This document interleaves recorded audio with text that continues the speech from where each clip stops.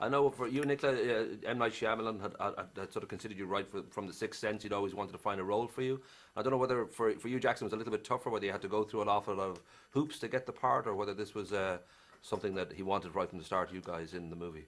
Well, actually, I originally auditioned 3 years ago for the role of Prince Zuko, and I met Knight for that. And then, we kind of hit it off, and then, about 6 months to a year later, he brought me back for the role of Sokka, and we read, did a mix and match, and just kind of had this nice little brother and sister kind of dynamic already working. Well, that notion of the dynamic between Sokko and Katara in the movie, I mean, it's almost more Bob Hope and Bing Crosby than Frodo Baggins and Samwise Gamgee. There's a sort of a humour going on there at times, especially in those opening scenes. Did you talk about how to get that dynamic between you, what way he was going to play? And it was just natural, No, It's like, tell him about the first day in Greenland. well, the first day in Greenland, it was really, as a character building exercise. Oh, we didn't even start filming. This was like the first day when we just landed. It was a character building exercise. She was really enjoying the snow and enjoying, just the weather and everything. And there's this beautiful snowbank, was so pristine and serene. And she was just like, wow, isn't this gorgeous, Jackson? And I shove her in. And Is that nice? It's mean. he's gone method. He's You just being should be in method. this interview. You're too mean. He was being Anyways, method, that's what it well, was.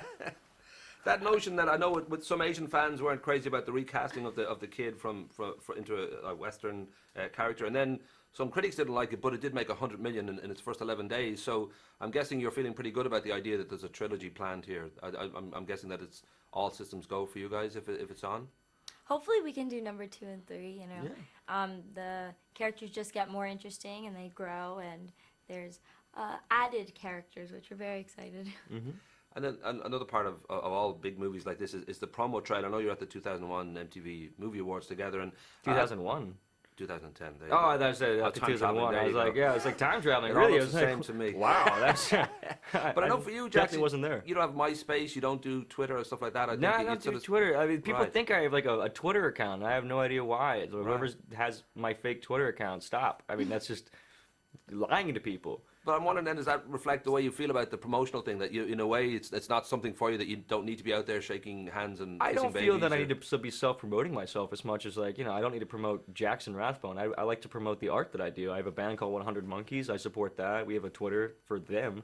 It's at 100 Monkeys Music. For The Last Airbender, I support it. I support, Twilight Eclipse and the Twilight series in general. I support the projects I do. I don't support necessarily, myself. As an actor, I've always, kind of tried to get away from myself, played characters as much as possible, and so, I don't tend to do all that social networking. And how about you, Nicola? It is a time where celebrity is king, really, for a lot of people, and there's a huge attraction. People want to know as much as they can about their favorite actors. Do you feel drawn into that? Do you like that side of it? Yeah, what's your favorite color? Shut up. She hasn't I made her don't- mind Favorite up food? yet. Yeah. Pasta. All the important stuff. That's we Favorite gotta animal? go there. Yeah. Momo? Elephant. Elephant? See, we're learning, but we didn't get favorite color yet. No, pink. Yes. Anyways, or blue. Anyways, I don't have a Twitter account, no. Though that notion too, for both of you, you've already worked before, and this is obviously a big success. And for you especially, I would imagine when you got the role of Jasper in the Twilight movies, you must have been pretty delighted because you knew there was potentially a big franchise in that. But I'm wondering, all that good feeling must have been tampered somewhat when they presented you with Harpo Marx's hair. Was that a problem for you? Did you go with that? Was that a difficult Well, decision? kind of like my theory on acting, and the way it's been explained to me by a bunch of older actors that I've always respected is, you stand where they tell you to stand, wear what they tell you to wear, say what they tell you to say, but at the end of the day, it's your job to never lie. So I can't lie and say that I loved the hair, but it was their choice. They put it on me, and I had to say, I gave my point of view, and they said, that's nice, but this is the way we're going to do it. So I went with it. It's kind of, I ran with it, and I hope at the end of the day people pay attention more to the substance than the look of it. It's not about the look; it's about the feeling. So hopefully that comes across. Hopefully. I know for you, it was early on, Pickwick Theatre, and I know at one point you were going to go to the Royal Scottish Academy. You thought, Yes. I'll try LA instead and see how that works out. I wonder for both of you, is this an early decision that you knew this is what you wanted to do? Did you fall into it a little bit? Or because you're both now kind of at a point where a lot of people would envy that you've got a certain degree of success. I don't know whether this was always a goal in your life from very early on. I think this is something we both fought for.